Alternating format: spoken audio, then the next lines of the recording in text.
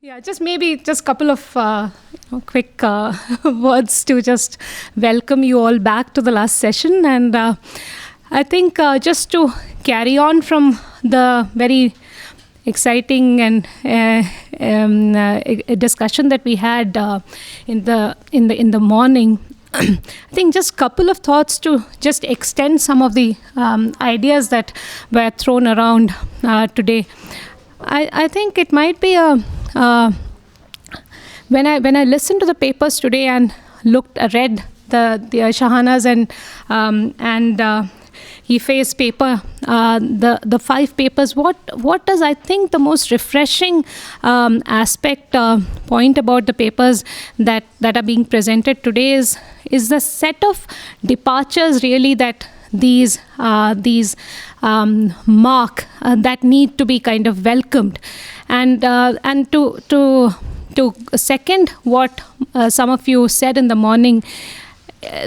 What has been problematic about India and China studies is that these have largely tended to be studied as monolithic entities.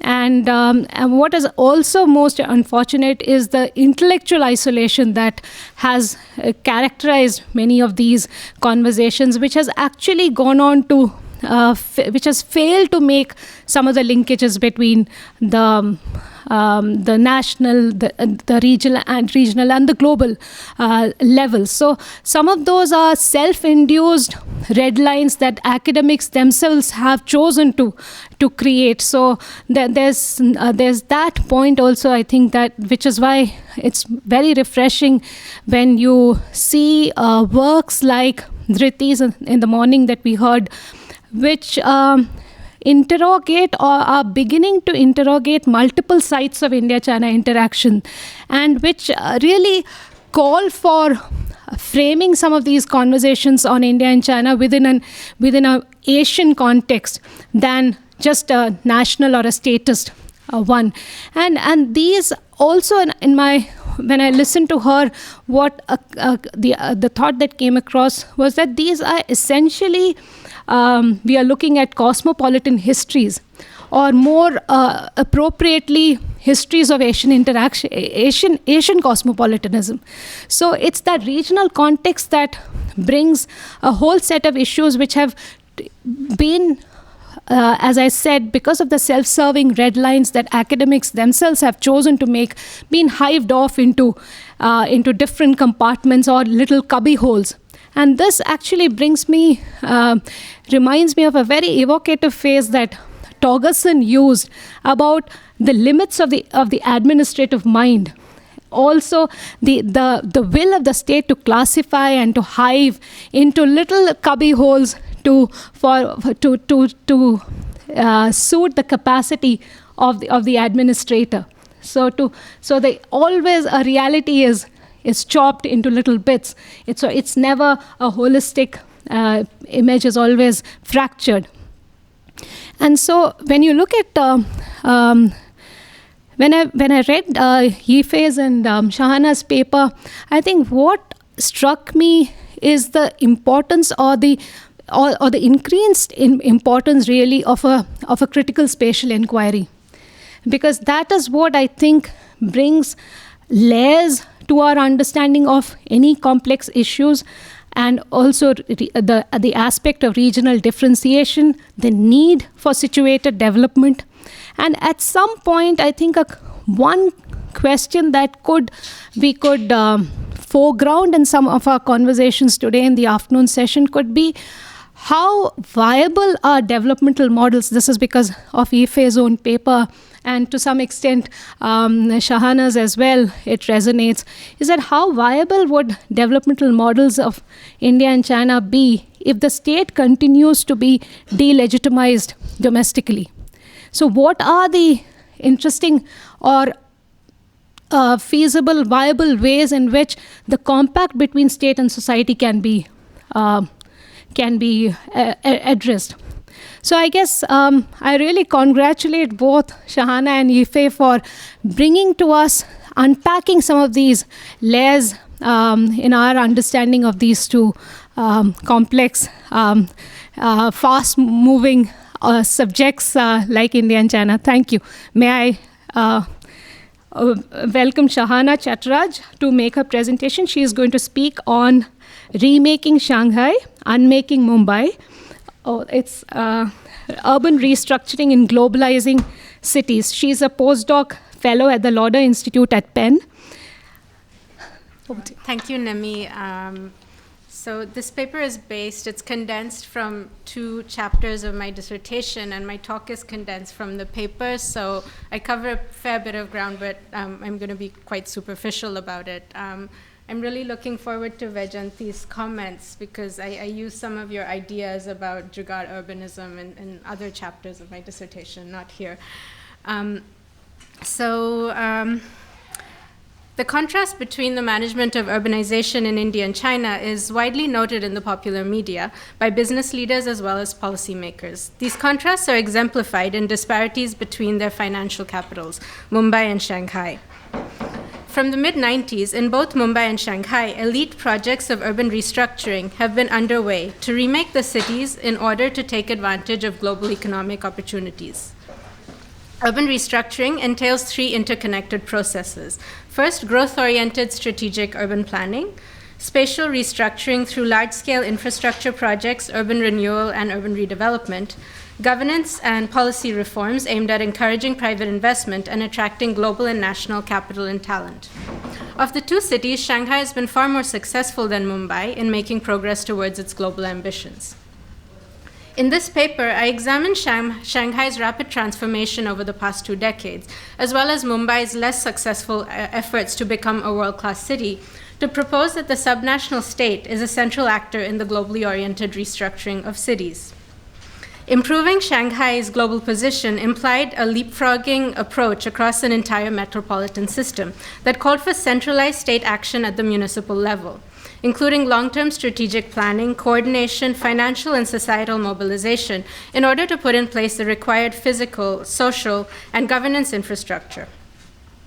I compare Shanghai's state-led transformation with Mumbai's transformation program, led by a new sort of programmatic alliance between the subnational state and Bombay First, a corporate-sponsored group.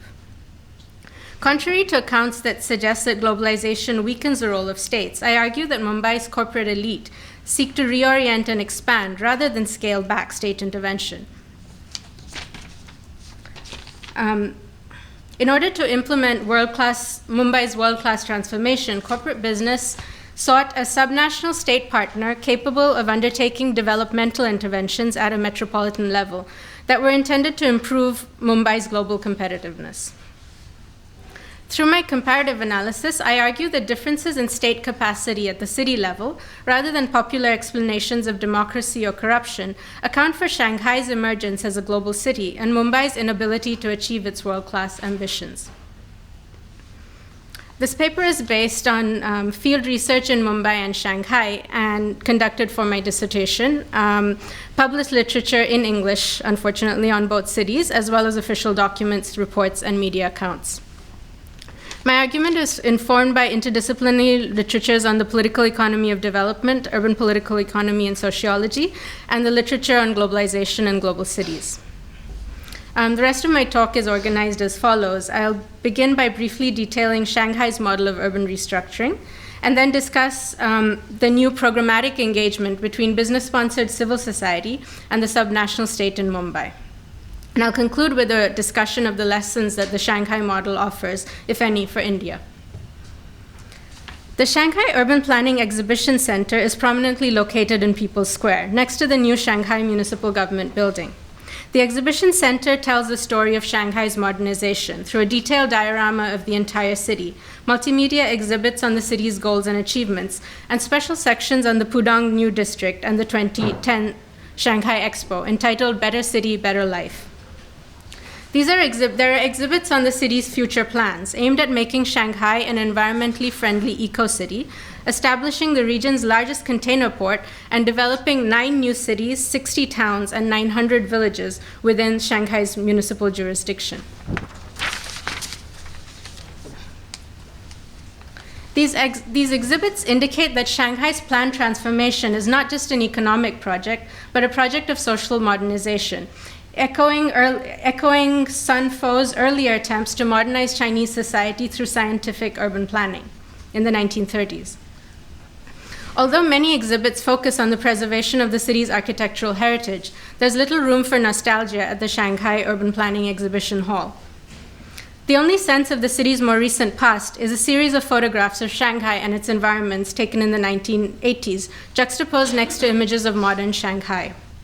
These photographs convey at a glance the degree of Shanghai's transformation over the past decade. Shanghai in the 1980s, in the old photographs and from accounts in the literature, looked much like Bombay at the time. In 1986, over 60% of the city households lived in one-room homes without private toilets or kitchens, with an average of 4.3 square meters of living space per capita. Much of the city's infrastructure, roads, sewage, telecommunications, and water supply, dated from before 1949. Traffic moved at an average of 10 kilometers per hour on congested roads, which is, I think, what Mumbai's is today, and the city's public buses were overcrowded. The dense and low-rise city of old had few amenities like parks and gardens for its residents. A striking visual in the Urban Planning Museum shows how green space per capita has increased exponentially in New Shanghai. By 2010, as per the city's 11th plan, 40% of Shanghai would be green space. Shanghai is intended not just to be an economic powerhouse, but a city that fulfills the aspirations of China's modern urban residents, or at least those of their city leaders, for a world-class quality of life. In the first decade of China's reform, Shanghai had fallen behind the Pearl River Delta cities, the chosen site for Deng's reforms. In pre-reform China, Shanghai was a bastion of socialist industry, in 1980 providing an eighth of China's industrial output, a quarter of its exports, and a sixth of central revenues. After the reforms, the city found itself surpassed by Guangzhou and Shenzhen. Unlike these cities, much of Shanghai's revenues went to the central state, which invested little back. As a result, Shanghai in the 1980s was little changed since the pre-reform period. A little over 2 decades later, it resembles, in terms of infrastructure, economic base, and some quality of life indicators, a modern first world city. It was precisely the comprehensive and unprecedentedly rapid transformation of Shanghai that made it a favorite model for other developing world cities, as well as organizations like the World Bank and the ADB. Manmohan Singh, India's Prime Minister, speaking in Mumbai, said, I quote, "When I spoke of turning Mumbai into Shanghai, many wondered what I had in mind. It's not my intention to draw a roadmap for Mumbai's future, but I do believe that Mumbai can learn from Shanghai's experience in reinventing itself, in rebuilding itself, in rediscovering itself." How did Shanghai reinvent and rebuild itself? Shanghai's transformation was produced by a local state that reinvented itself in order to take advantage of global economic opportunities.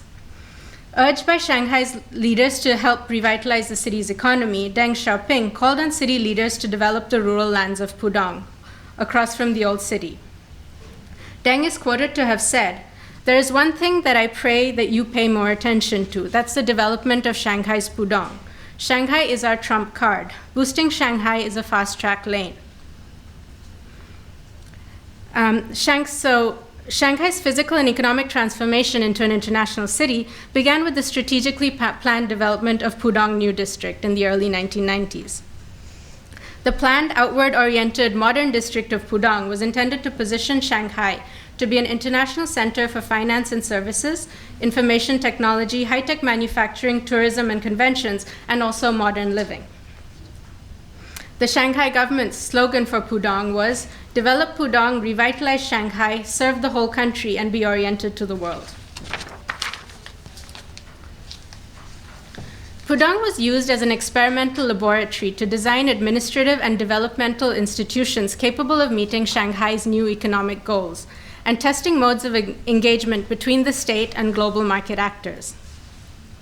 In order to design a more technocratic, growth-oriented urban governance regime, Shanghai's leaders concentrated on 2 things: developing a market-oriented administrative structure with sufficient caliber to advance the development strategy, and a market-friendly legal system to ensure the achievement of synergy between market and state. I'm quoting Chen. The Shanghai municipal government recruited highly educated and technically specialized personnel and worked in close partnership with academic experts and planners at elite state institutions. As the new city of Pudong came up on the other side of the river, older parts of Shanghai underwent a massive state-organized project of redevelopment and urban renewal, beginning in 1992. 85% of families living in congested housing were moved to, single-family homes and relocated to the outskirts of the city, sometimes forcibly and at great human costs. Labor-intensive and polluting industries were removed from the city's central areas and relocated to its outskirts.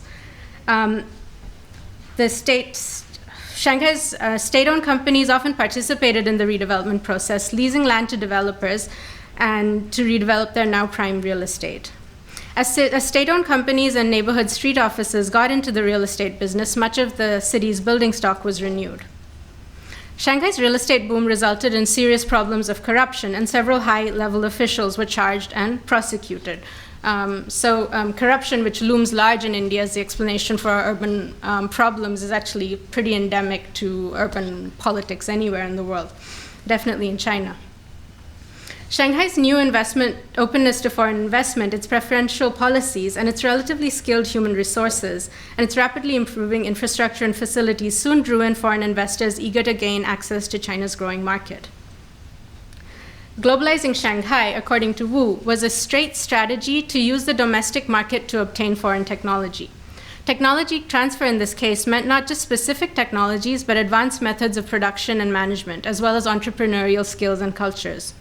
By attracting global capital and talent to Shanghai, it was assumed that these skills would diffuse amongst Shanghai's population and contribute to China's project of economic development and modernization. Shanghai's 2010 Expo, popularly referred to as the Economic Olympics, established that Shanghai was back at the front ranks of China's march into the global age. The Expo's greatest achievement, according to a municipal government official, was not its contribution to Shanghai's infrastructure, its potential economic benefits, or even Shanghai's global exposure. Instead, he emphasized the fact that the Shanghai Expo taught millions of Chinese people bussed in from rural areas how to queue, making them better urban citizens in a rapidly modernizing nation. Shanghai has still to achieve its global city ambitions, with its financial city center serving primarily as a gateway to domestic rather than international markets, and still limited evidence of innovation or entrepreneurialism in its firms. Yatsko uses this phrase that I've heard municipal officials repeat, that the hardware or physical infrastructure is in place, but Shanghai is still developing the software or the human capital required to achieve its global ambitions. Recognizing this gap, the municipal state's 12th five-year plan has the slogan, creativity driving. Thus, revamping public education to instill creativity in students and promote innovation in its firms is as central to Shanghai's urban transformation as its physical infrastructure. Shanghai's transformation into a globally oriented modern financial capital is part of a centralized project planned and implemented by Shanghai's municipal government with support from the central state. It stands in contrast to the locally driven growth patterns of the southern coastal cities which led China's economic boom in the 1980s. China's leadership seeks to position Shanghai to become an international city, regaining its former international presence, but under China's own terms. Shanghai's renewal required a metropolitan state with the technical and administrative capacity to conceive and implement a complex set of developmental objectives, mobilize resources, and penetrate and organize society. The redevelopment of Shanghai was as much a project of state building as it was of physical development. Shanghai's municipal institutions and administrative structures were strengthened and adapted in order to meet its new goals. I'm not going to do the Bombay part because I don't have enough time, but I'll just skip to the conclusions. Should I? 5 minutes. 5 minutes? Okay.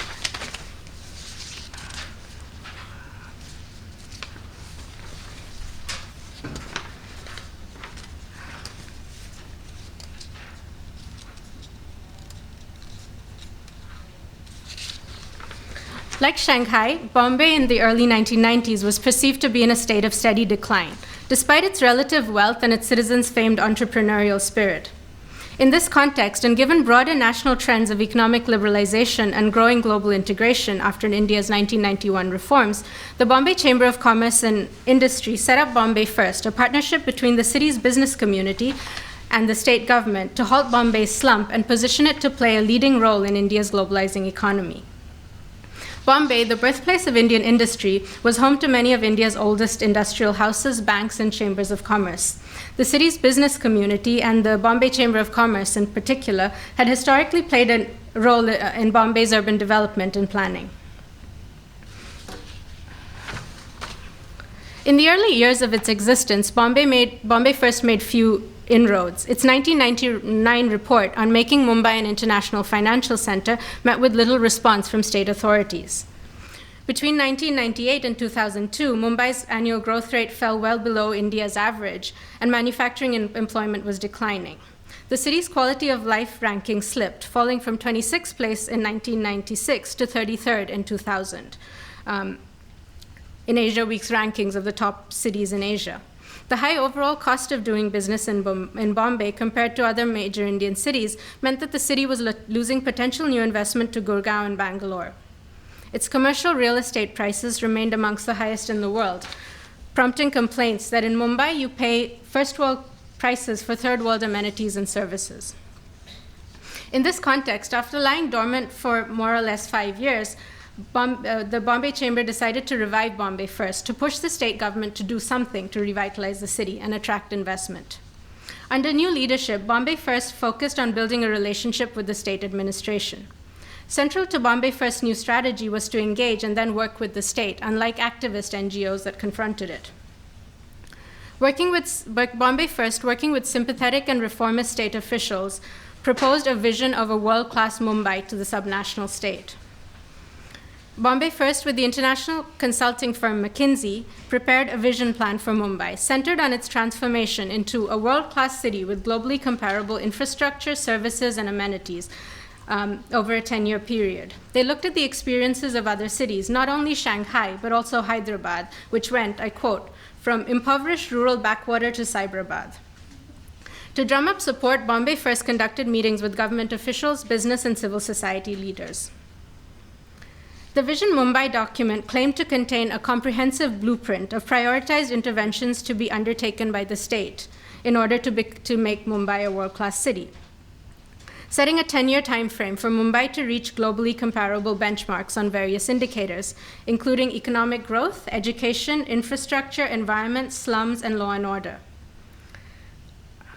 Vision Mumbai also called for reducing the city's slum population from 60% to 10 to 20% through urban renewal, and recommended the creation of special public housing zones in the city's outskirts for the poor.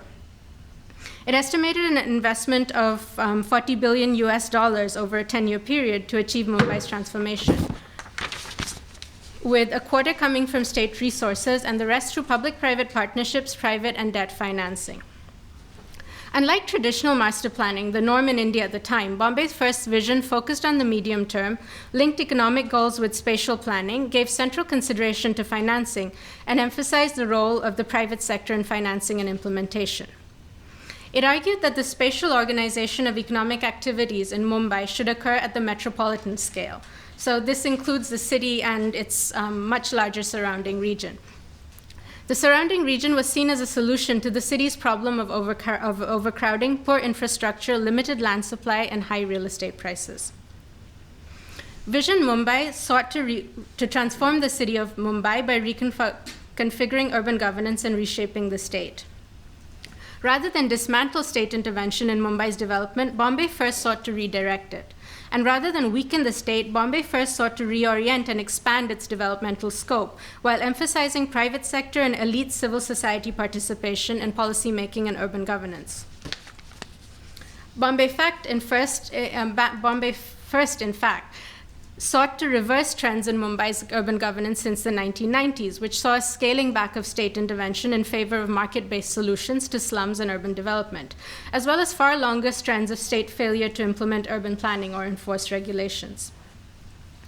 In February 2004, the government of Maharashtra launched its own plan of action for the subnational state, entitled Transforming Mumbai into a World-Class City. Bombay First and McKinsey, working with reformist allies in the state administration, were closely involved in the elaboration of the government's action plan.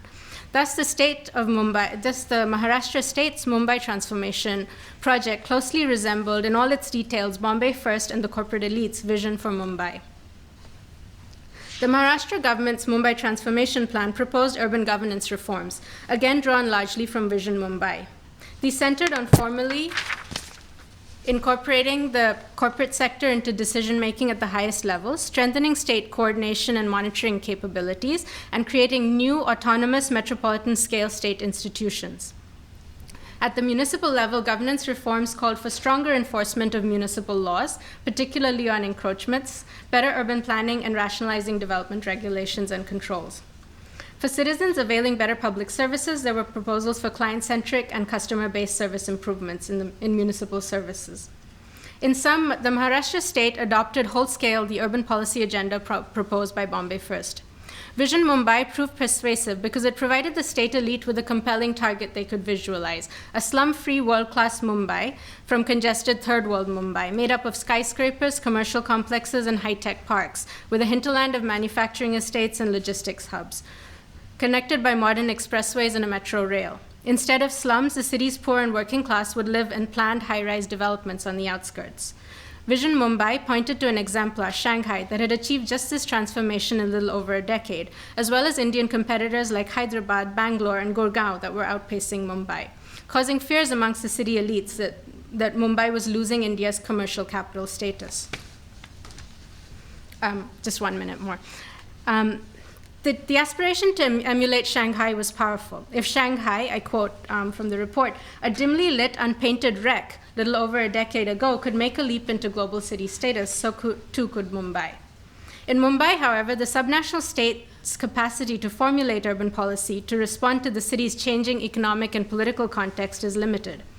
As a result, the state elite adopted, with little modification, independent analysis, or consideration of alternatives, Bombay First's urban transformation agenda. In the process, the state set aside some of its own priorities in terms of planning and urban development, as well as in promoting inclusive growth. By failing to include other interest groups in the policymaking process, open the Mumbai transformation agenda up to debate and deliberation, or even to subject the plan to critical analysis and review, either in-house or externally, the state failed to consider or articulate a public interest separate from the interests of of capital in its new planning agenda. Given the differences in state capacity between the two cities, Shanghai's model of urban transformation, dependent on an effective, powerful, and downward-reaching municipal state, is an unsuitable model for Mumbai. With its fragmented hybrid state, Mumbai is unlikely to accomplish a whole-scale spatial and economic restructuring over a short period of time, becoming a world-class financial center or a slum-free city. Given its limited capacity to implement its goals, the state's focus on a world-class transformation, a policy agenda extensive in scope but narrow in its developmental and distributive impacts, is likely to result in an increasingly spatially and economically polarized city, with first-world enclaves linked to the global economy but disconnected from the larger city and its hinterland. Shanghai's experience nevertheless offers important lessons for Mumbai. In Shanghai, the municipal state effectively reinvented itself and built its capacities in order to revitalize the city. Shanghai's case shows that the role of the state is central. Given the differences in political regime, the role of the state in Mumbai and Shanghai will and should be markedly different. The critical variable I propose is not what the state does, but given the political regime and institutional setup, in building the capacity of the municipal state to carry out the core state functions of planning, coordination, and mobilization of state machinery. The nature and process of urban planning, coordination, and mobilization will be inherently different in both cities, given differences in regimes, institutions, and state-society relations. But each of these tasks, essential to carrying out a large-scale, multi-pronged urban restructuring program, must be performed by a central state actor, as opposed to business or civil society, or as a result of market forces. Even as changing urban governance frameworks in India bring new actors such as corporate business and elite civil society into the urban policy-making process, These modalities do not imply less state, but a more sophisticated, flexible, and effective municipal state capable of balancing competing interests and articulating a public interest in urban planning. Thank you. Thanks, Shahana. And sorry we had to rush you. I think we'll do the two presentations first, Vajanti. Would you? Do you want to do now? Oh, please. Okay, sorry. I didn't realize. I'm really sorry. Let me quickly introduce you to our guests as well, those of you. So Vajanti Rao is Assistant Professor of Anthropology at the New School for Social Research. Vajanti. Thank you. And also, thanks for letting me go before the next paper giver. I really apologize for this kind of running in and running out. But Wednesday is a bad day. And also, it's good for me to go right after Shahana's paper because it's very fresh. And what I'd like to say is simply just add a few comments,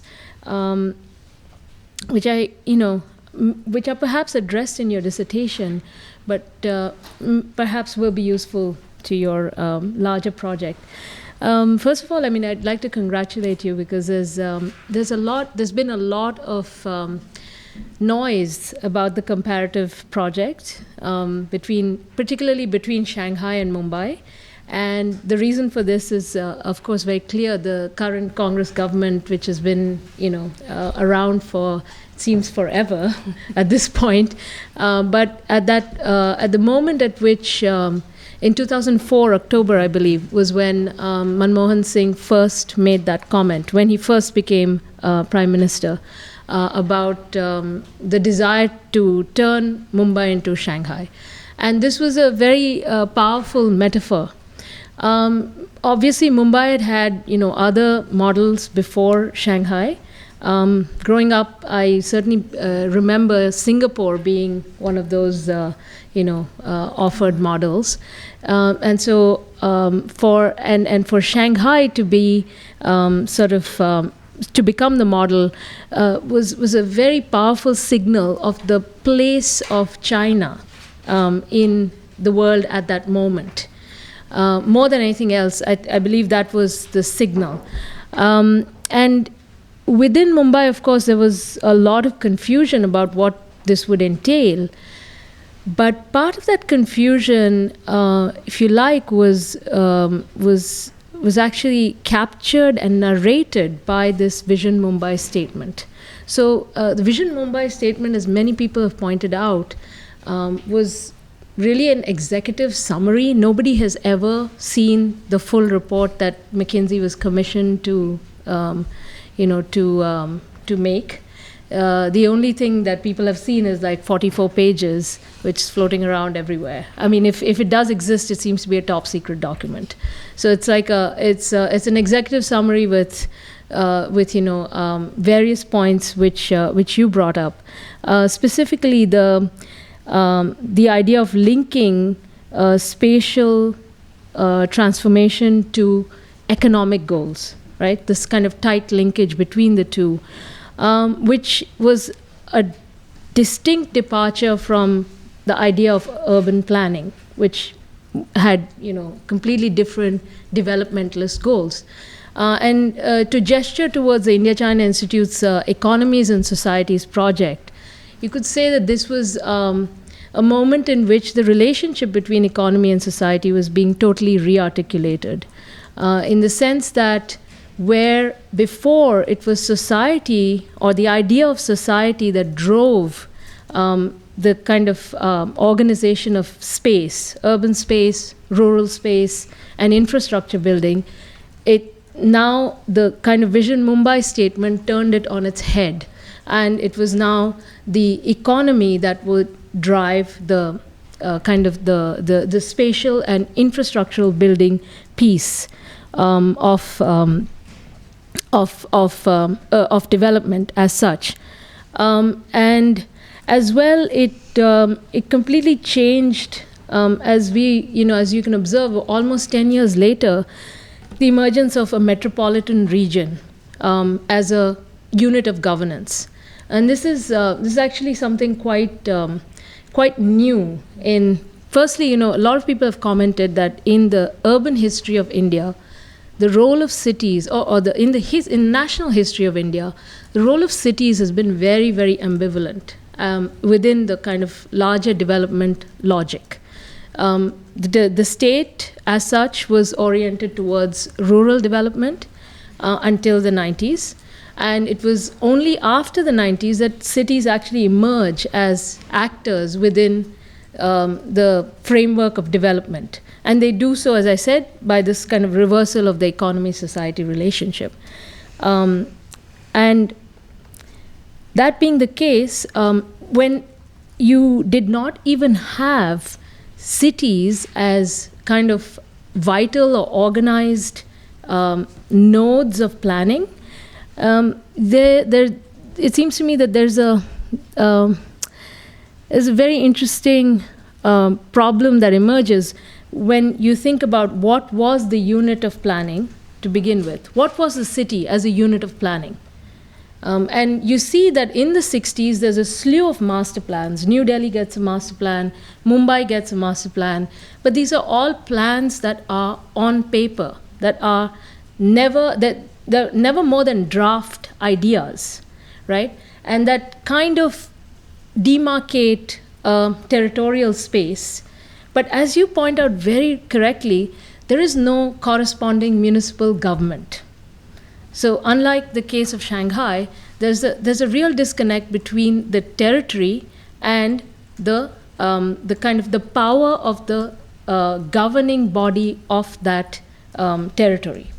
And this is because municipalities have traditionally always been weak in India, in the sense that they are popular, they're populous, they're popularly elected councillors, etc. But the control of resources and power really rests within a kind of hierarchical chain. So that being the case, what this moment of Vision Mumbai introduces is also strengthening of a new kind of form of formal structure of governance, which brings in the Mumbai Metropolitan Regional Development Authority as a major actor in order to implement these kind of economic projects, economically oriented spatial projects. And though BMRDA had existed since the 60s, it's only after the 90s that it becomes a real player. And not only a real player, it starts competing with the Bombay Municipal Corporation.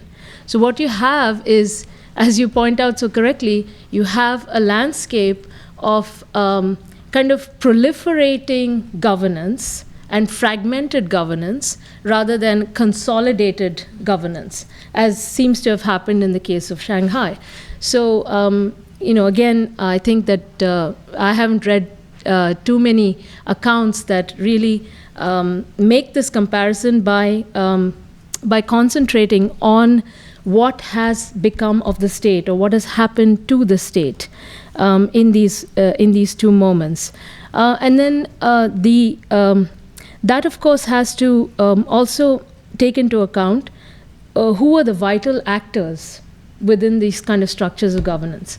And again, as you rightly point out, in Mumbai, historically, it has been the role of business, of the commercial community, and of the entrepreneurial community. I think it's Preeti Chopra, who's the kind of urban historian, who lays out the role of philanthropy and business in the development of Mumbai in the early 20th century, late 19th century, in a very kind of vital way. So in a way, it's been an entrepreneurial city always, right? But the kind of managerial entrepreneurialship of the state that is evident in the transformation of Shanghai is nowhere to be seen in Mumbai, as you say, right? So there continues to be a distinct separation of the two spheres, the business and state. even though the state has adopted certain features of business managerial practices by producing these kind of new sorts of authorities like the Dharavi Redevelopment Project Authority, etc., these special planning authorities. And the last point I want to make is that, in a way, the point you made at the end about the relationship between physical infrastructure and cultural infrastructure is also something that one needs to keep an eye on. Yes, the remark about Shanghai having the physical infrastructure, but still seeming underdeveloped in the realm of cultural infrastructure. One might say that that is reversed in the case of India, in the sense that, or in the case of Mumbai anyway, in the sense that there does seem to be a very vibrant cultural infrastructure, at least insofar as there is a plurality of actors who are trying to capture the scene of governance. Whether this is civil society groups or even more grassroots groups that are not kind of NGOized already or managerialized. There's a wide variety of actors. There's a wide kind of fragmentation of the governance landscape. So in that sense, I would say that the cultural infrastructure for pluralism does exist, but the physical infrastructure does not. And there's a role reversal in that sense. And then I guess finally, if you think about infrastructure as the medium for standardization that is required by something that we call globalization, right? Globalization, it seems to me, at one level is a process of standardization or standard building. And that's why comparisons like, Shanghai and Mumbai even become possible. But at the same time, the infrastructure building actually releases a whole kind of counter tendency. And so that leaves us with the question of what is global about these cities, right? I mean, in what sense are Mumbai and Shanghai global cities? I think that that's still a question that remains to be answered. As you said, they do serve as gateways to the regional economies, but that's not the only sense in which we need to raise the question about what is global about these cities. And if you think about globalization as a process of multiple localizations, right, rather than as a process of simply of standardization, then the comparative project also takes on a totally different kind of politics, as it were. So I think I'll stop over there and hopefully, Thank you, Ajanti.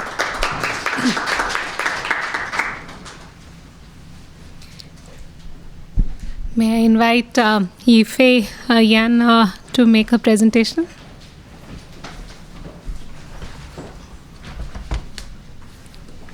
Very quickly, Yifei is an Erasmus Mundus student at the Indira Gandhi Institute of Development Research in Mumbai. And she's going to make a presentation on farmer response to an aggravating urban-rural disparity, a comparative law and political economy case of China and India. Okay. Good afternoon, everyone, and I hope you're still staying tuned because we are moving from the city of Mumbai and Shanghai into a more general picture about the urban-rural disparity in India and China. So, my research actually started with a law and political economy focus on China. So I will first explain the fundamental causes for China's urban-rural disparity with a refined Lewis model, and then explain how farmers in China has responded to it with the help of the model framework of action and voice. And then I will bring India's case into the picture on basically 3 steps. First, how India's farmer response differs from its Chinese counterparts, and then what is the implication of this, and finally, how China could learn from India's experience. So I started with this well-observed fact that urban-rural disparity of China has been aggravating ever since the beginning of the reform. And there are already an abundance of literatures trying to explain this disparity. And here are some summarizations of the examples. But the point here is that they are more the symptoms of urban-rural disparity rather than they are the roots. So one can understand this point by further inquiring what then are the causes of these kind of inequalities, like in employment, education. So here comes to So here comes to our second part. First, for the fundamental causes for China's urban-rural disparity, there are three players I will analyze in my framework, which is the urban groups, rural groups, and the multitask central government, with basically these three tasks. The first two is has been there ever since the establishment of PRC, and then later came to balance the regional development. Please also notice the 4 qualifications of this setup.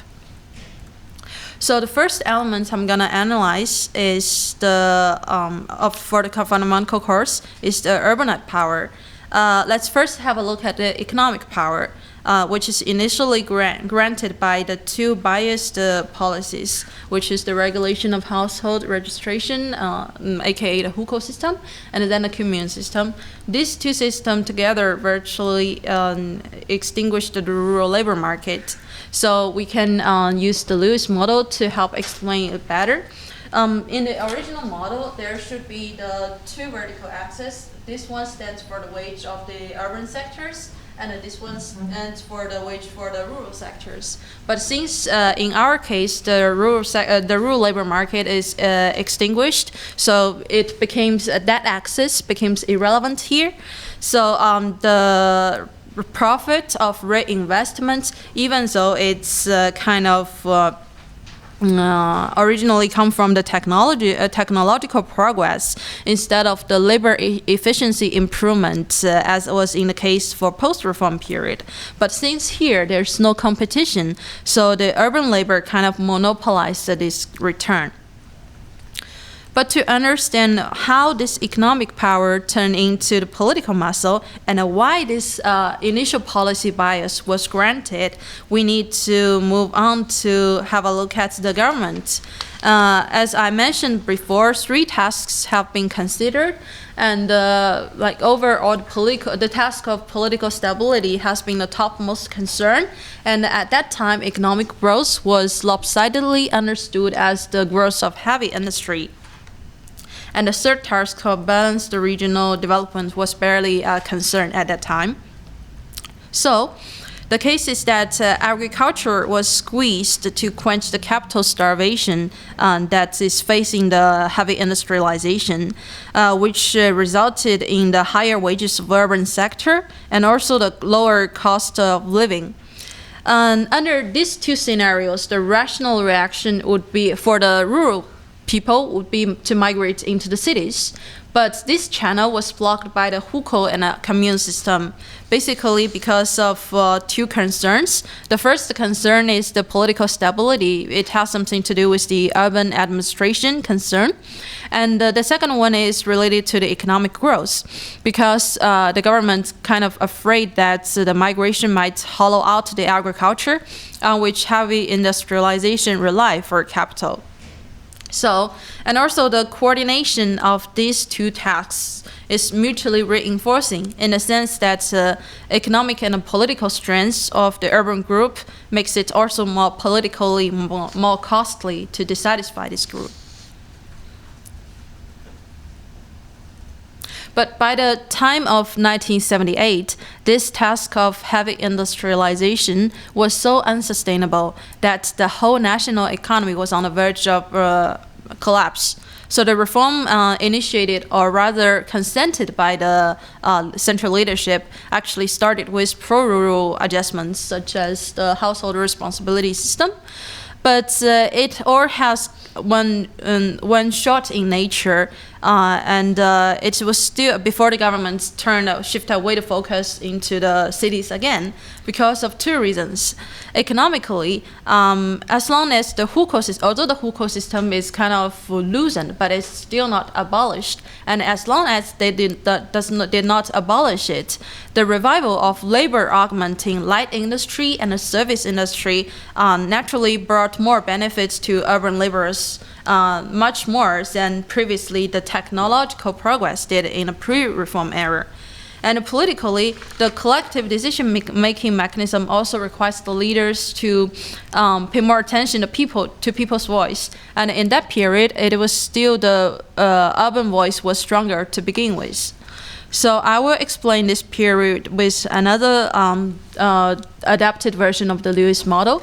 So here, as the migration was not strictly prohibited again, which brings back the access for the rural laborers. So originally, ideally, the expansion of the productivity should absorb the rural labor by the margin of L1 to L2. But in reality, it was only possible to absorb the rural labor by L1 to L2 prime. And the L2 to L2 prime can be understood as the reservation for urban labor employed. This is particularly the case in the initial stages of the reform, because there was a movement called up to the mountains, down to the villages, which can be understood as remigration or demigration into the villages. And this kind of teenagers or youth came back immediately into the cities after the initial stages of the reform. These are the figures for this movement. And then we come to the farmer response for this aggravating urban-rural disparity, because although despite the collective action problems, the farmers in China actually did make their response through the mechanism called exit and voice. So here is a graph adapted from Hirschman's model of exit and voice. I developed the whole stage of since the post-reform era into three phases. It started with the full content of farmers because of the pro-rural adjustments in the 1970s. And then ever since the mid-80s, the first phase is categorized by frequent exit and marginal voice. But then I will explain why this first place turned into the second place with a shift between the role of exit and voice. And then finally, after the threatening of exits, it still waited 3 to 2 years before the final readjustment took place. So when we first have a look at the first stage, the question to be addressed is that why? Because you see the slope is very flat, which means it took a very long time to adjust. So the question is why? And the answer I found was in the central-local dichotomy, because like we already know that there are a lot of merits in China's decentralization in the post-reform era, which is the revigoration of the local incentives and the local competition. But there are also some demerits of this decentralization, such as political moral hazard, which added more cost and the difficulty of monitoring the subnational entities. And also there is more possibility for local capture. The illustration is that central failure to correct locals' employment protectionist policies against the farmers' exit. But on the other hand, the local governments showed more responsibility of public goods provision that were starkly unparalleled to their fiscal autonomy. So here I provide one example of the local employment protectionism, but since I don't have enough time, so I just skip this part. And then I will focus on how this first phase gradually stepped into the second phase. after the Tiananmen Square incident, which was primarily an urban incident, the government just tried to give more to the urban sectors to quench their voices. So this was the market, and since they have limited choice set, they just focused on squeezing the rural sectors again. So the market-oriented reform initiated in 1992 to 1993 was halted, and then they tightened control over the TVEs, which is township and village enterprises. But meanwhile, the urban unemployed welfare was still partly covered by the re-employment centers for the urban unemployed. So as a result, you can see that the trend of migration is kind of diminished, but instead there are more voice ever since that period.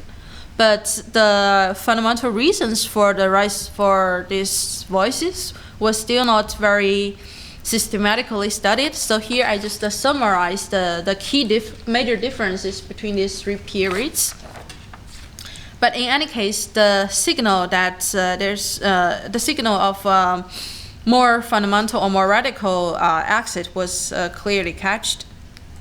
But it still waited for 3 to 4 years until the final readjustment, which is the balanced regional development, was brought about. And here, the three major events was first the rise of crime rates, and which is quite sarcastic, was that the applicable way brought by these policies coincided with an increase rather than the expected decrease of the rate. And also, one key feature in that period was the notorious custody and repatriation system. And then there's the events, the peak of the letters and visits. And it's finally the change of top leadership brought the third task of balanced regional development into the picture. But since the time is limited, I'm not gonna talk in detail about the assessment of this balanced regional development, but rather I will shift my focus to India's case. So India, the urban-rural disparity in India is also on a rise, although the severity is much less as compared with China. So, and there are also three features that we can, there are also another two features that we can observe. The first is that farmer voice, farmer lobbying in India was more organized and formal and more prominent in India. And then, in contrast, the migration as a form of exit, especially I'm referring to the rural to urban migration, is less phenomenal, as you can see here. So I will first try to analyze India's farmer voice. The key variable here that differs from its Chinese counterparts was the dual identity of the rural elites. What is similar is that in India, the rural elites was also viewed as kind of oppressor, but the difference is that as the Congress Party tried to reach out to the village, which is kind of the party ruralization, these rural elites are also viewed as natural leaders at a local level, which can help facilitate this process. So the rural voice was there ever since the Nehru's stewardship, and even more so after the Green Revolution. And the demonstration of which can be found in two parts. The first is the heavy representation of farmers in the state legislature and the government. And the second one is that by the time of 1980s, virtually all political parties have given their due attention to the rural agitations. But the farmer voice kind of dwindled under the era of liberalization and caused what is called the agriculture crisis. But even during that period, the farmer voice still has found its niches in the vote, because the incumbent government in 2004 was believed to be voted out, especially by the agitations of the farmers. And ever since then, the notion of inclusive growth was brought into the picture. And the final difference is that besides this lobbying as the formal channel, India farmers also enjoyed other channels that hardly exist in China, and here is just a list of them. And then let's assess how the impact of this difference in farmer voice is. So the first observation is that prominent voice does not equal to the closed gap. Although in absolute terms, urban-rural disparity in India is less severe than that in China, but the aggravating trend cannot be disregarded. And urban biased policies tilted the balance between urban and rural areas. Given that's the prominent rural voice, it may also make this explanation less adequate. So to dig deeper into these fundamental courses, I would propose 2 hypotheses. The first one is a behavioral one brought up by Varshney in his paper, that in spite of the prominent voice, India farmers may not always respond to the economic signals as classical economics expected rational actors to do. Because, there was an idea called imaginary commons, and in this kind of coordination games, class, ethnicity, and religion are more likely to be the focal point rather than class. And the second part is that even if the Indian farmers want to focus especially on the economic issue, they might feel some difficulties given the imperfection of democracy. So there, for example, the local capture and clientelism, as I mentioned. But if we agree that these are more problems of implementations and fabrication, then China still has a lot of things to learn from India's social safety net fabrication, which is the next focus. Well, I think I sent the wrong PPT, but anyway, I think there are 3 features here. The first one I mentioned is that agriculture incomes virtually get untaxed and extensively subsidized. And the second part is that India also have a broader comprehension on what should be covered by a safety net. So they clearly categorize the 3 different parts. And the final part that I failed to mention here is that India seems also to be more capable of utilizing its technological progress to make what is called the technological leapfrogging. For example, the ICT or the Kishan cards that I didn't mention here. And finally, the better rural safety net also seems to have lowered benefits of migration while uplifted the costs of abandoning rural life.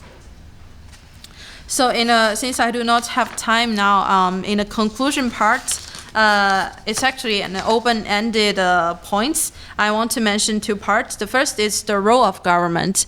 As we can see that the fundamental reasons for China's urban-rural disparity is that the government has for long played a grabbing hand.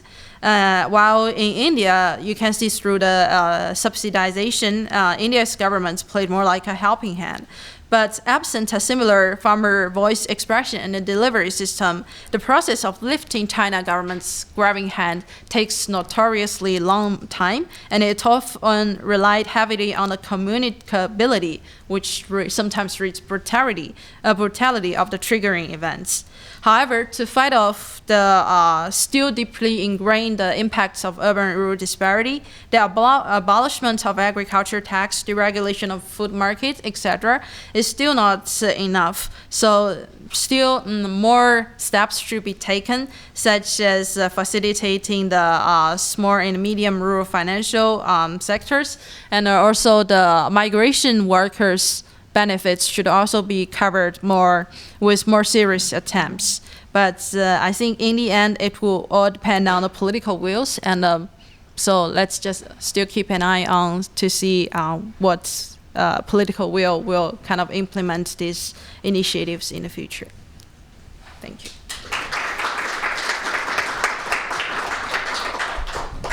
Thank you, Yifei. May I invite Nidhi Srinivas to comment on Yifei's paper. Nidhi is associate professor of non-profit management at Milano.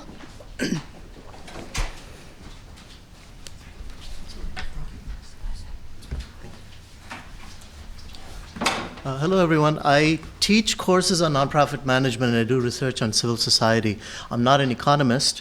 I state that with some pride, though it doesn't have to be seen that way. My comments today are going to attempt to be somewhat jocular and shared with you in the spirit of discussion and maybe a minor level of contestation. They're not meant to be a critique. They're really meant to open up a space for debate. Let me begin with an attempt at a joke, given the time of the day, and an analysis of the joke. I suspect the analysis might be more humorous than the joke. A few years back, not as many as you might imagine, I was a PhD student, and at that time, I went to the Madras Institute of Development Studies, and I was part of a panel. One of my co-panelists spoke on Heidegger and Heidegger's concept of time and how it shaped our notions of postmodernity. The discussant from Utkal University in Bhubaneswar said, "Madam, you are speaking about postmodernity, but we in India are not yet modern." And that was about all that the gentleman wanted to say. To this, the person speaking on Heidegger nodded vigorously and took notes. I immediately said to myself, this is very interesting. Neither of them have actually interrogated what the notion of modern means. And so I'd like to argue that in part of your very valuable paper, you haven't interrogated the notion of voice. And I'd like to actually make some comments which might gesture towards that. What happens when we base a comparison on a concept we see in one setting and hope to see in another? For instance, we see voice as one way of characterizing the Indian polity, and we expect or hope that the rural populace in China is able to generate a greater level of voice. Or how do we bring together concepts from very different intellectual trajectories to study multiple settings? Anyone who knows the trajectory of Albert Hirschman knows he was extremely skilled at doing precisely this, specifically through aspects of political theory and economics. Your paper, which I enjoyed very much, is partly based on a comparative argument that uses concepts of exit and voice from Hirschman's very valuable work. At one level, therefore, the paper is concerned with the robust quality of voice in India and less evidently so in China. I commend very greatly the paper's concern with rural inequality and its acuity in terms of discussing aspects of India's current trajectory, including the Mazdoor Kishan Shakti Sangathan, the Right to Information Act, and the MGNREG. The paper is also vigorous in its discussion of China and its rural gap, the discrimination faced by rural migrants, the manner in which urban biases perpetuate rural hardship, the levels of repression faced by rural people in cities, and the ways unfairly that crime becomes conflated with the plight of the rural people in cities. An assertion made by the paper is that the loud voice of Indian farmers has not yet successfully transformed the government to be an effective helping hand. However, it has at least ensured that it has not become a grabbing hand. And so in that sense, the paper does offer an intriguing level of optimism on the Indian nation state at this current moment. I find the paper unusual and refreshing in its directness in discussing Chinese history. I note the country is described at one point in the paper as having a rich history that is largely linked by various farmer riots. I find this a striking contribution to my understanding of China, and I'm therefore really impressed with the paper. So my comments now are not meant to be criticisms, they're really part of a larger discussion. My concern is threefold and based entirely on the manner of this comparison. I will keep some other issues for other venues. What is the variety of data needed for a better understanding of the nature of rural poverty in China at the moment? Do we have that kind of a data? How do we assess contemporary gaps between the rural and the urban? What are some models we could look at? What are historical texts increasingly available to assess the crucial period in these countries between 1980 and 1990, a period where in both countries the economy started to grow, though in India not as rapidly as in the case of China. Leaving these aside, I'd like to raise the following three issues. First, the term voice seems to gloss over a variety of voices, some more violent, some more visible, strident than others. In short, voice in Hirschman's idea reflects a variety of political responses. For instance, when I was doing fieldwork in Beijing, one of my colleagues in the Chinese Academy of Social Sciences was researching hutongs. And she would explain to me that the hutong members would find an opportunity to very carefully meet with senior members of the Chinese bureaucracy in the hope that this kind of a carefully calibrated meeting would persuade the bureaucracy to not demolish their hutong. Would this be called voice? And if it is voice, is it, shall we say, a silkier, more indirect kind of voice than a demonstration out on the streets in New Delhi by the MKSS, right? Similarly, when I look at the MKSS and the RTI campaign, one way of understanding it is less in terms of visible demonstrations of political unity and much more in terms of subtle alliances between rural classes and rural groups and urban actors. Including a complex array of urban actors whose alliances can't be easily characterized in one way or the other. Aruna Roy, a very well-known actor in this regard, it's very hard to characterize her merely as a bureaucrat, as a leader of social movements, as someone who cares for women. She seems to be in some ways redefining herself as a public intellectual in that sense. So I would argue the term voice alone reduces the complexity of this form of political engagement in both these settings. Similarly, the valuable assertions on class and ethnicity you make near the end of your presentation using Ashutosh Varshney's work would again trouble a discussion solely focused on voice. For instance, what is a voice in terms of ethnicity, for instance, in India at present? How is it shifting? What does it mean to take a position on Dalit vote banks in Uttar Pradesh at the moment? Could that again be characterized sufficiently in terms of rural voice? And what impact does it have on rural-urban inequality? Second, I'm a little concerned about an effort that might homogenize very different bases of state policy in these two countries. The nature of the state will inevitably differ between India and China. Your paper brings out very well the role of rural elites in Indian decision-making, but it could be perhaps more acute in probing the roots of rural agency in China's own communist history.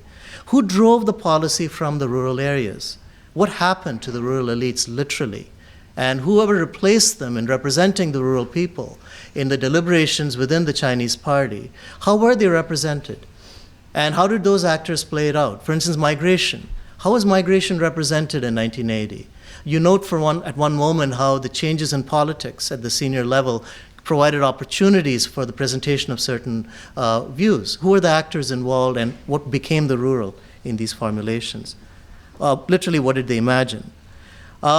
Similarly, I think it's helpful to contextualize the stages of India's growth a little more closely, as you've done very well in the case of China. Such an effort would show that the commitment to land reform, attentiveness to agriculture has shifted over time in Indian policy.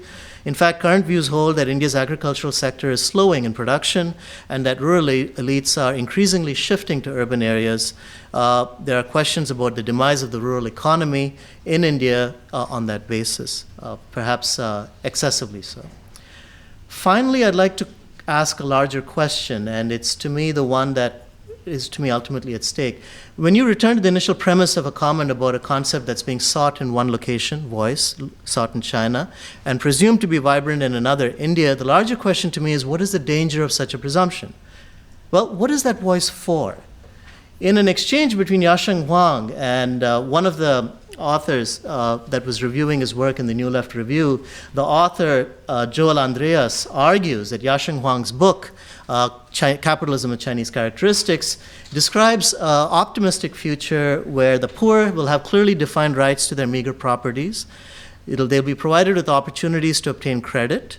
They'll be stopped from being subject to onerous taxes and regulations. And they will not only find entrepreneurial solutions to their own poverty, but they will become a powerful engine for economic development. The one complication of such a view, regardless of how Yasheng Huang sees his book being represented, is of course that it's a refinement of a particular model of capitalism. So who is the voice for? Is the voice for a world where we can continue to have a neoliberal system, for want of maybe a more sophisticated description of it in the time I have, but one where the rural people are having a little more purchasing power? C.K. Prahlad's ambition in the bottom of the pyramid was pretty much that. There may be nothing wrong with it, but it would be helpful to know that's what the voice is. Or is the voice for maybe something very different? A voice where citizens actually are able to assert their rights and state to those with more power that their rights will allow them to combat and restrict such forms of power, which would lead to a very different formulation of what an Indian nation state or a Chinese nation state today should be. I'd like to then close, and what I'm going to do is to read out a quote. If you'll indulge me, it's largely because the man I'm quoting I deeply admire, actually both of the men I'm quoting. A.K. Ramanujan once recalled that the Buddha mentioned the following parable of the raft. Once a man was drowning in a sudden flood. Just as if he was about to drown, he found a raft. He clung to it, and it carried him safely to dry land. And he was so grateful to the raft that he carried it on his back for the rest of his life. Such was the Buddha's ironic comment on context-free systems and solutions. It's fair to say that at the moment in both these countries, the rural today are drowning in a flood of urban growth and urban consumption. They and those who believe they support them are seeking rafts. The question remains, what are these rafts and where would they lead us in this time of floods and storms? What concepts can help us better compare these two countries in their respective urban and rural trends? And what is the end we ultimately seek through these concepts? Thank you.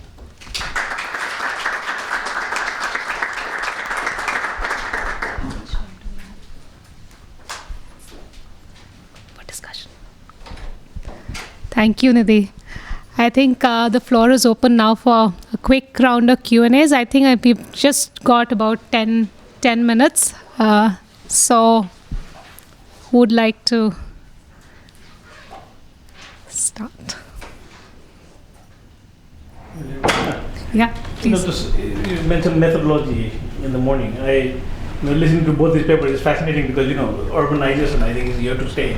But, for, say, a city, but in the context of, and this is a real simplistic way of looking, right? So in terms of a doing business index, okay, how many variables, do we have to get right, so that a city becomes competitive, say, for economic? But in the same context, if you take the push or the pull factor, because, there's the whole push factor and there's the pull factor, right? But so again, how many variables do we need to know before, people begin to move? I mean, that's very simplistic, but I'm an engineer. I'm thinking, can we nail this down to, what do you think? I mean, is it really possible? I mean, you mentioned everything from corruption to governance to, the way the municipality is structured, things like that. But, if you did it from a doing business index, how many things make a city competitive for business? I don't know. Have you thought of it? Those indicators and rankings are very, there's zillions of global city rankings, innovation there, and nobody knows what goes into them, but there are actually people who are studying how these are produced and what's the motivation. But if you look at the doing business index, I think Patna ranks super high in India. That doesn't mean businesses are going to run to Patna to do business, even if it's easier to get a construction permit. So there are two questions. One is how is it measured, and two, what do they really influence, or how do businesses make decisions? So wouldn't be useful. No, I mean, I think I'm teaching a class on cities in the global economy. So we look at all these millions of different types of rankings that are coming up to rank different cities. I think the latest is Innovation Index, and Richard Florida's proportion of gay people in cities. That means that they're creative, but they're all sort of ultimately fairly meaningless in terms of the decisions that businesses make to locate in cities, or even for the city's urban futures. Yeah, one question each, two of you. A major difference between Shanghai and Mumbai is that Shanghai comes directly under the central government, and Mumbai under the state government. What sort of problems or issues does that create, and do you address that in your dissertation? And the second issue is, politically, Shanghai is very important because the mayors of Shanghai usually go on to become the leaders in the Politburo, not so much in Mumbai. So there's an implications as far as what you can achieve in Bombay, that in Shanghai, which is relevant to your political career as a mayor of Shanghai.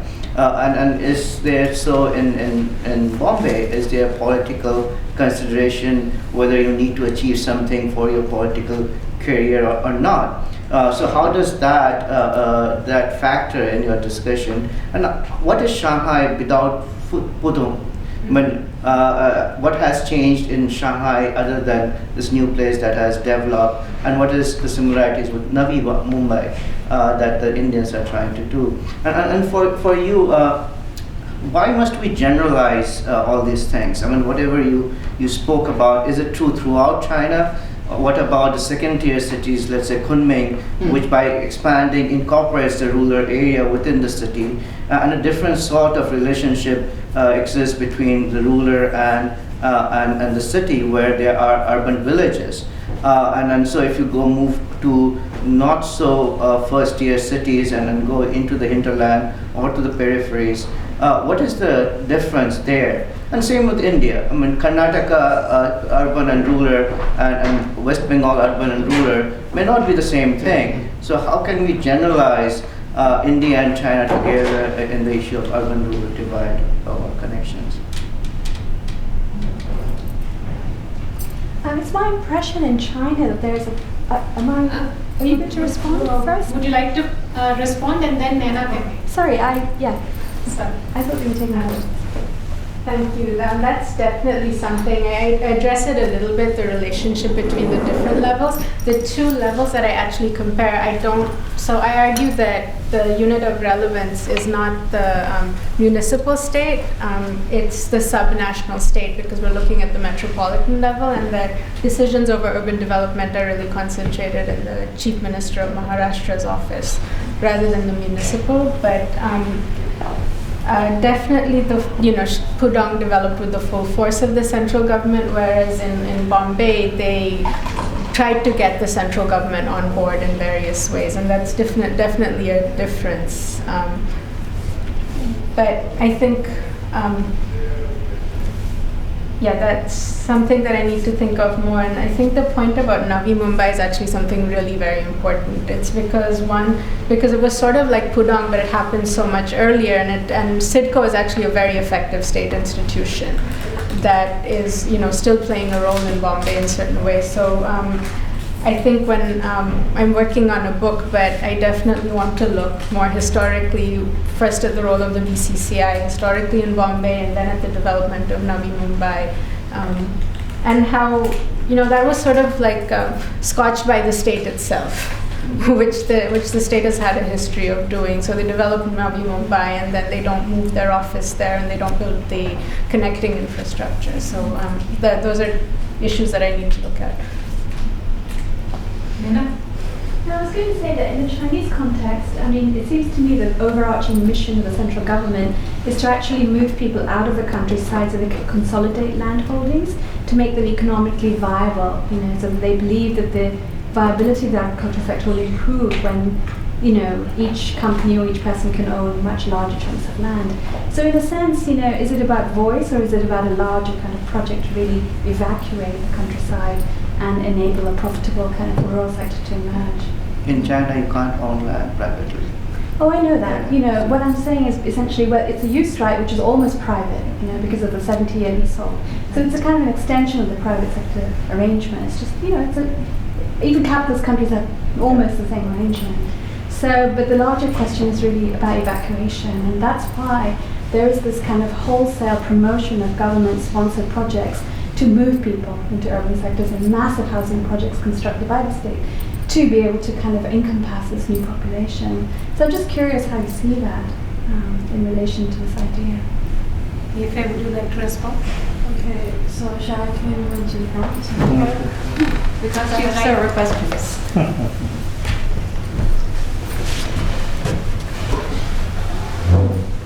Thanks for all the comments, and I will try my best to address one by one.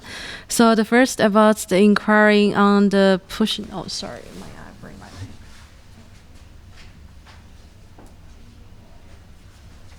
The first question is about the pushing and the pulling factors. So about the pushing, I think in terms of the rural, in terms of farmers, the more relevant, the more personal factor here is the pushing factors. And here I mentioned in one paragraph in my concluding remark is that the urban-rural disparity in China actually has two-dimensional influences. The first, the more immediate influence is on the development outcomes, which is thinkable like for the GDPs or such as visible indexes. But there are also one dimension of developing opportunities, such as the education, the medical care, things like that. So once you see how drastically unequal it is for an urban people to be cared to have the all-weather or all-dimensional care, while for the rural residents, they just their kids cannot get very good education, they themselves cannot get very good medical care. So this, I think, the developing opportunity part conveys more messages on the pushing factors.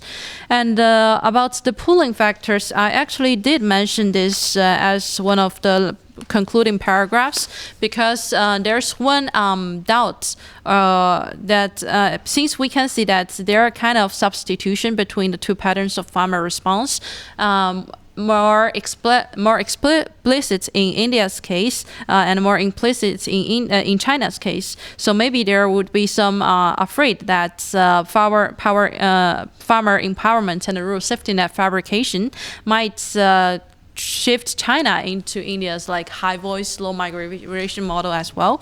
But I think it shouldn't be a concern, because like here is what the pulling factors should be put into play as well.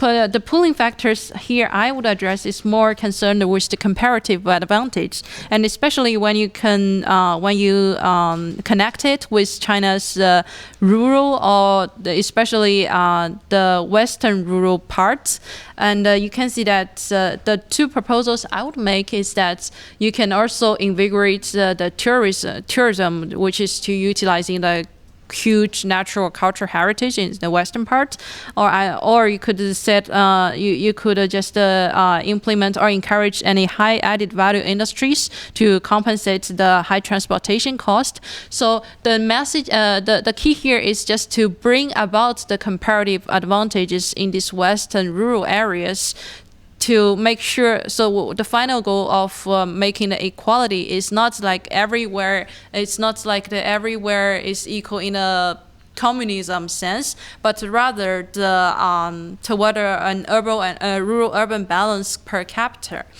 And I think that also addresses Professor Srinivas' comments on like the voice for what.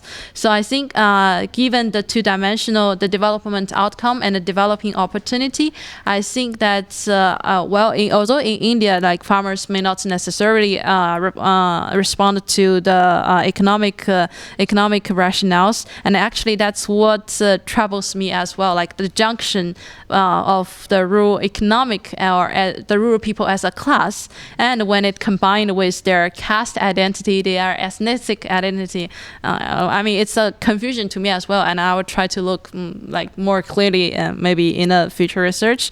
But as far as China is concerned here, I think the voice is try to raise like both the economic status in terms of the income or the consumption level or the living standard, and the other dimension is on the opportunity they can get in terms of education, in terms of healthcare. And thanks also for Professor Srinivas to point out I should like in the revisement of the paper to make clear the definition of voice, although it's quite difficult to do so because the voice in the Indian sense actually does not exist at all, or hardly exist in the Chinese sense, like the lobbying part or the demonstration.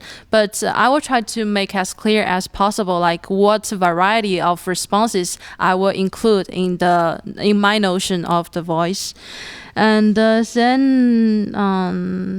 okay, then you also raised a question about the data, and I think the data on urban rural disparity in China, I just adopted the one from Statistic Yearbook, and actually I understand that there's a lot of messy things in China statistics, but so for example, you can also assess the issue of urban rural disparity by the China Household Income Project, I think.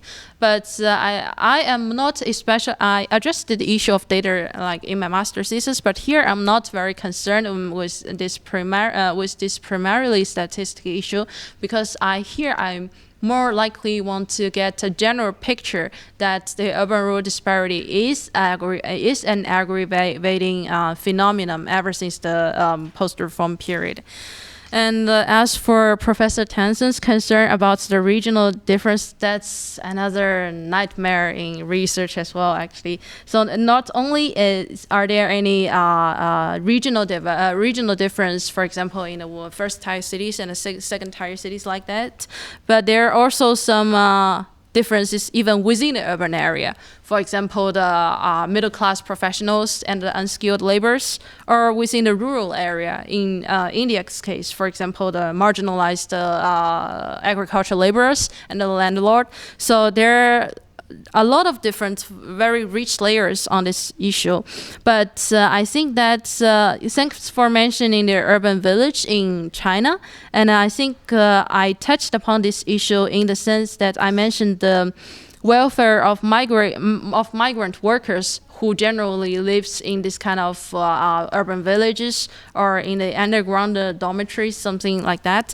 Their welfare is not very well covered still, even though China's central government is gradually shifting attention to the rural welfare by means of abolishing the agriculture tax. But still, I think this part, the group of migrant workers, like their welfare is still not adequately taken care of, and which should be a focus for the government in the years to come.